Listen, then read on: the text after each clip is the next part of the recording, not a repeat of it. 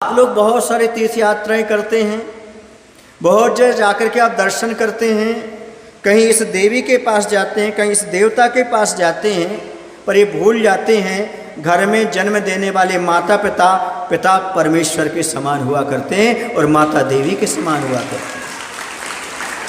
इस बात को भूल जाते हैं। आप मंदिर की देवी को पूछते हैं, घर की नहीं पूछते।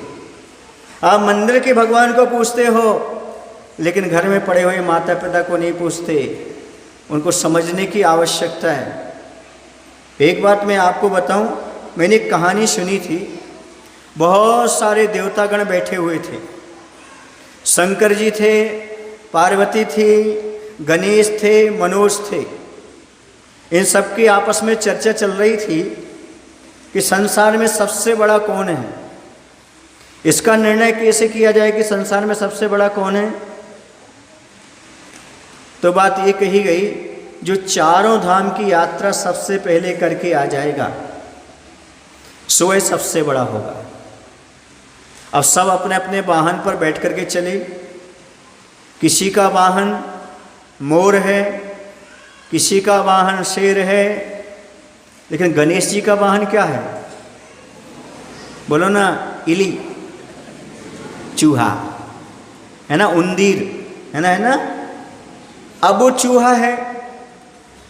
अब बताओ चूहे की गति कैसी होती है? चूहा कितना भाग सकता है? क्या शेर जैसा भाग सकता है? मोर जैसा भाग सकता है? अब सब ने चलना प्रारंभ किया। सब जा रहे हैं तीर्थ यात्रा करने के लिए, तीर्थ वंदना करने के लिए चारों धाम की। लेकिन सबसे पहले कौन आ गए? यात्रा करके गणेश जी आ गए।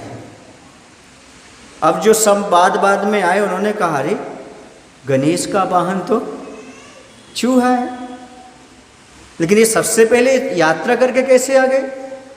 आपको पता होगा, गणेश को बुद्धि विनायक कहा जाता है और जैन दर्शन में उन्हें गणधर परमेष्ठी माना जाता है। गण धन ईसा बराबर गणेशा। जो गण के ईश होते हैं, इसे गणधर परमेष्ठी बुद्धि विनायक होते हैं। बीज बुद्धि उनके पास होती है। उन्होंने अपनी बुद्धि लगाई। उन्होंने क्या किया मालूम?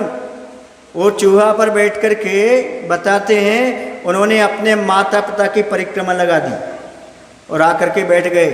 उन्होंने एक ही बात कही कि मैं तो चारों धाम की यात्रा करने से पहले चारों धाम अपने माता पिता को मानता हूँ, सो मैंने चारों धाम कर लिए। ये कहानी मैंने स्कूल में सुनी थी, पढ़ी थी, जो आपके सामने रखी।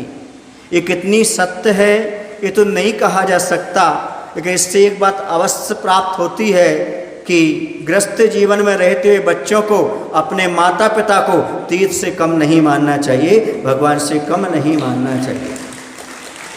ये हमें उनके माध्यम से शिक्षा प्राप्त होती है। किसी कवि ने लिखा भी है, जब कागज पर लिखा मैंने अपने माँ बाप का नाम, तो कलम अदब के साथ बोल चुकी, हो गए चारों धाम, हो गए चारों धाम। और मैं भी बोलता हूँ अपने गुरु के लिए, मेरी श्रद्धा मेरी भक्ति मेरे गुरुवर हो, मेरे चारों धाम के तीर्थ विद्यासागर हो, विद्यासागर हो।